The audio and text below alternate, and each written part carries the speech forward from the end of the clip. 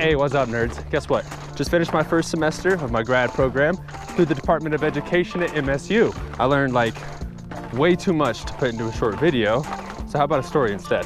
All right, so I have these two friends that are sisters themselves. In fact, I spent the better part of kindergarten through high school with the younger sister. It's like we all went our separate ways since college, but recently returned to our hometown and rekindled our friendship over a little hike and some nostalgia, you know? The younger sister, we'll call her Jess, is now pursuing her PhD in cognitive psychology. The older sister, who we'll refer to as Cynthia, is managing a bar in our hometown. At the time, I was just finishing up my final paper for my own brain science class, so I took the opportunity to get their opinion on the work I had done. So the goal of my paper, and I promise you this is important for the story, was to create a visual representation of the flow of consciousness as it relates to education. Essentially, I was asked to organize the 5 following words into a single image illustrating how students learn.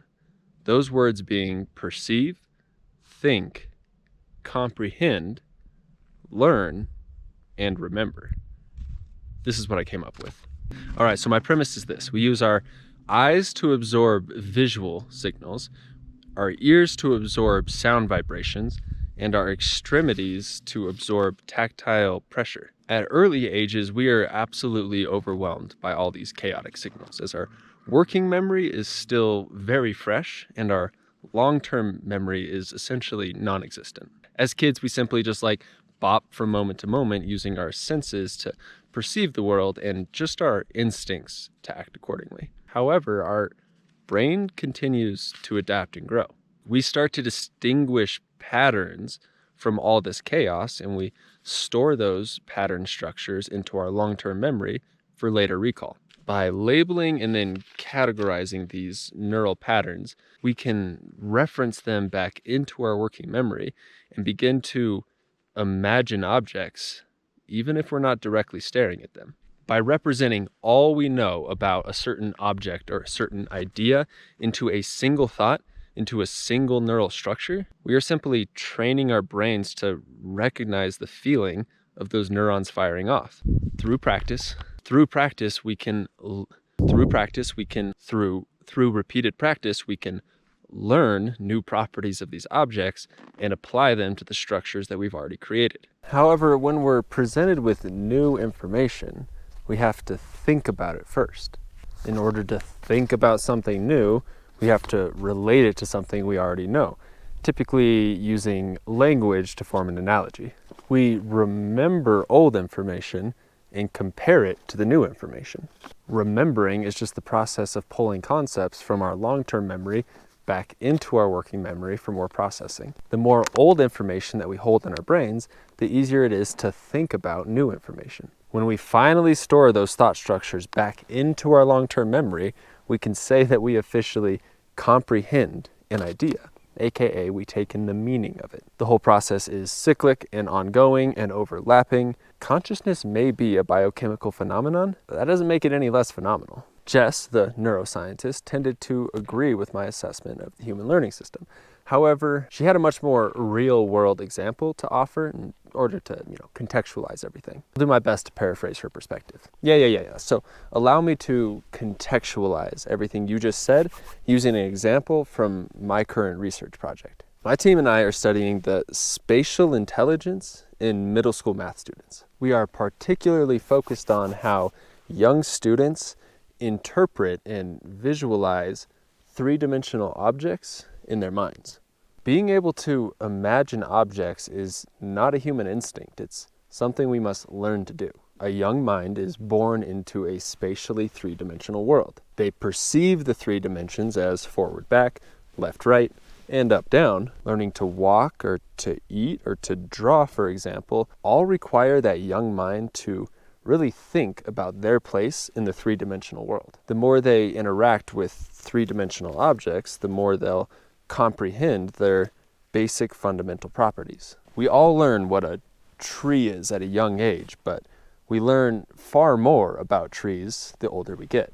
Ask a kindergartner, a 5th grade student, and a college student to draw a tree for you, and you're going to get 3 very different images. Sure, all images will represent a tree, But the college student has learned so much about trees throughout their life that they're more easily able to include intricate details like individual leaves or pines, maybe bent branches, or like the shadows that give trees depth. Being able to imagine a tree without directly staring at it requires practice. A college student will have perceived many trees throughout their life, thought about the differences between trees, comprehended basic properties of those trees, and learned why trees grow the way they do. They store all this information into their long-term memory to one day remember it if asked to, like, for example, draw a tree. So I say all this to emphasize your point on imagining concepts in an abstract way. In fact, it's important to note that our brains work in pure abstraction. Whether we're staring at a physical object or, doing algebra in our head, we are still creating our own experience in our brain's own neural networks. So here's the million-dollar fluffy philosophy question. Do your neurons create and perceive these images? Or is your conscious interpretation of these neural patterns manifested somewhere else? In simpler terms, are you really seeing the objects that you imagine? Or are you just feeling the neurons fire off? Tough to say, information is abstract, but it sits nicely into the concrete neural structures that we have in our brains. The more we practice processing this abstract information, the more concrete it becomes. Kids don't know what type of learner they are. Ironically, they have to learn what type of learner they are. All knowledge must be earned. No one is born smart. So Jess is a nerd. She's all book smarts, no street smarts. I may not know fancy words to describe my thinker box up here, but I know how to use it to manage hundreds of drunk people rolling through my bar every single night. I am using my senses constantly. See a hand up? That patron needs a drink. Can't hear the music anymore? Yeah, we're nearing capacity, and woo, smell his breath? He is not getting another one. After years of experience, I don't have to think in these situations no more. I've watched the same scene unfold again and again and again. I have a pretty deep comprehension of how people act on a crazy night out. Now, that's not to say I don't learn new things constantly. I've been through the ringer with these lockdowns. I've had to transition my business from closed to outdoor only, to fully open and back to outdoor only. If I get closed down again, I'm gonna have to learn how to file for bankruptcy. But if we do make it through, we will do our best to remember this as a learning experience. I've learned how to cut down on expenses, hire only who's absolutely necessary, and create a functioning to-go service for our food orders. We won't just forget these things if business returns back to normal. In fact, when that time comes, we'll probably use everything we learned to revisit and rethink our business plan altogether. So does any of that match with all the fancy words y'all have been saying? In fact, it did. Very much so. Studying cognitive science is only important if we use the information to improve people's lives. Many people do not care exactly how their brain works. They just want them to work well and be free of worry and illness. Sometimes curiosity and enrichment in learning do not seem like the most important endeavors once you've already graduated high school. Why not just secure one job, get highly proficient at it, and retire early? It's a safe and perfectly logical option. This idea, though, of unique perspective got us thinking about how two sisters with the same DNA and the same upbringing deviated so much on their life paths. I personally remember being close with Cynthia until she got to high school, and we just totally disconnected for years after that.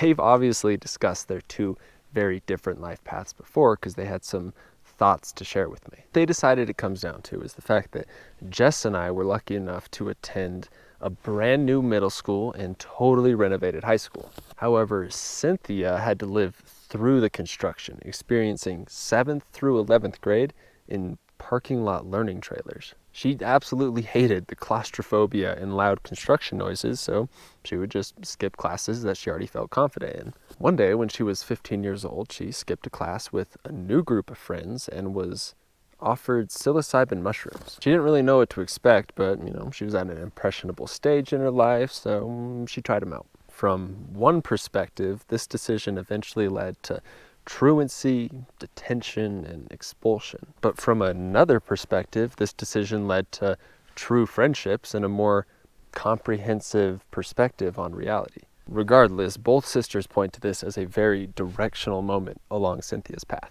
Jess's psychoanalysis was that psychoactive drugs serve to unconstrain the brain's cognitive functions. Kids aged 12 through 18 are growing their ability to think abstractly, reason logically, and entertain new perspectives. She suggested that psychedelics at too early of an age act to actively manipulate the construction projects going on inside our neural networks. She did argue that perceiving ideas from new perspectives is extremely healthy for the brain, but the brain needs to build a solid ground state to serve as a basis for comparison to these new perspectives. What is new if there was never an old? Jess lofted the idea that Cynthia could have easily succeeded in college and beyond, but set herself back early on in high school by unraveling her budding neural structures.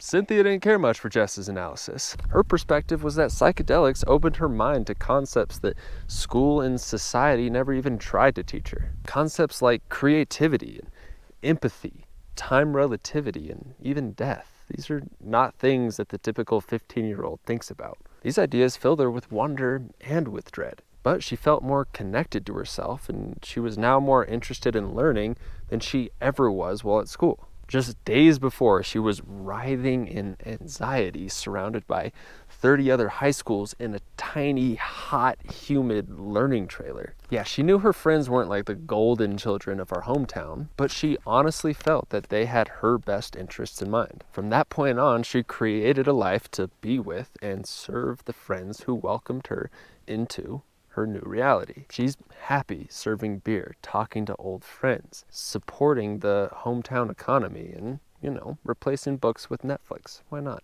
I myself, not wanting to step on anyone's toes, didn't have much to add. Really, the only thing that I told them in response was that both of you are totally made up. You're just concoctions of different personalities and perspectives I've met throughout my life. Cognitive science is an extremely complex and innovative field, so I had to make you both up to try to explain it. There's so much to know about our brains, our perceptions, our emotions, and the physical universe that we exist in. There's no 4-page paper in existence that could come close to explaining all we know about how our brains think and learn. And the funny thing is, we don't understand much at all. One thing we do know is that storytelling is an extremely effective medium for sharing complex information. Our brains don't process information linearly. Like I've said, we store information in spatial structures. Stories can offer new information, but in a format that we already feel comfortable with. Character, conflict, causality, these are all concepts we've been taught since birth. Therefore, our brains have developed extensive structures to process information from stories efficiently. Language has enabled us to share ideas and create knowledge that didn't exist before the human brain was around to interpret it. When we tell a story, we're really just taking an abstraction in our head and putting it into someone else's head. In this case, Jess and Cynthia were just characters for the listener to live through vicariously. Psychedelics and school renovation represent any number of conflicts that could disrupt a student on their path toward higher education. And the sisters' respective life paths served as a framework for the listener to predict the most likely cause and effect timeline. Whoa, pretty cool, right? Okay, final remarks. If there's one message my neurons want to share with your neurons, it's to honor your neurons. Read books, form your structures, practice your skills, pursue curious thoughts, ask questions, challenge your perspective, get some sleep, meditate, and keep telling stories. It doesn't matter where you're at, it matters where you're going. Work hard to grow your intelligence, your creativity, your empathy, and tranquility so that our kids can learn from stories about us one day. And thus concludes my final report for EDCI 557, Brain Science and Educational Research. And right in line with the theme of this week's episode, please, for me, keep human being the universe.